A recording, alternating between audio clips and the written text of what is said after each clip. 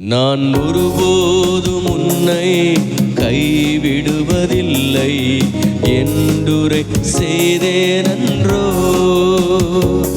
நான் ஒருபோதும் உன்னை கைவிடுவதில்லை என்றுரை செய்தேனன்றோ. கடலாழத்திலும் அக்னி சூளையிலும் உன்னை காத்திடும் பலவானன்றோ. விஷ சர்ப்பங்களோ சிங்க கூட்டங்களோ பயமேண்டாவும் அருகில் நான் என்றுரை செய்தவரை ஆராதிப்போம்.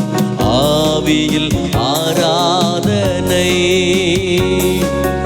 என்றுரை செய்தவரை ஆராதிப்போம். ஆவியில் ஆராதனை. நான் ஒருபோதும் உன்னை கைவிடுவதில்லை என்றுரை செய்தேனன்றோ. ஆண்டவராகிய இயேசு கிறிஸ்துவின் இனிய நாமத்தினாலே இந்த காலை நேரத்தில் உங்கள் ஒவ்வொருவரையும் வாழ்த்துகிறேன். இதனால் தியான பகுதிக்காக நாம் ஒரு வேத வசனத்தை நாம் எடுத்து வாசிக்கலாம்.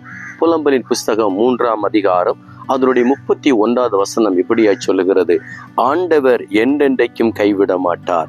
என் ஆண்டவர் அவரை நம்பியிருக்கிற பிள்ளைகளை ஒரு நாளும் கைவிடவே மாட்டார். இஸ்ரவேல் ஜனங்களை பார்வோனுடைய அடிமைத்தனத்திலிருந்து விடுவித்து பாதுகாத்தார். அவர்களுக்காக செங்கடலை இரண்டாய் பிளந்தார். யோர்தானை நிறுத்தப்பட்டது, எரியோக்கள் உடைக்கப்பட்டது. எனக்கு அன்பானவர்களே, எந்த சூழ்நிலையிலும் அவரை நம்பியிருக்கிற பிள்ளைகளை என் ஆண்டவர் கைவிடவே மாட்டார்.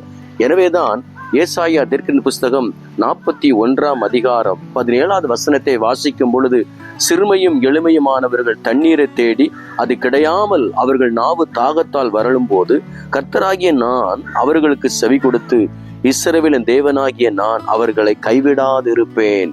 இஸ்ரவேலின் தேவனாகிய கர்த்தர் நம்மை கைவிடாதிருப்பார். இதை கேட்டுக்கொண்டிருக்கிறேன் என் அன்பிற்குரிய பிள்ளைகளே, நீங்கள் ஒரு நாளும் கலங்காதீர்கள், கவலைப்படாதீர்கள். என் ஆண்டவர் உங்களை கைவிடவே மாட்டார். நீங்க நம்பினவர்கள் ஒருவேளை கைவிட்டிருக்கலாம், நம்பிக்கைக்கு உரியவர்களால் நீங்கள் கைவிடப்பட்டிருக்கலாம். ஆனால் ஆண்டவர் அழைத்தவர் உண்மை உள்ளவர்.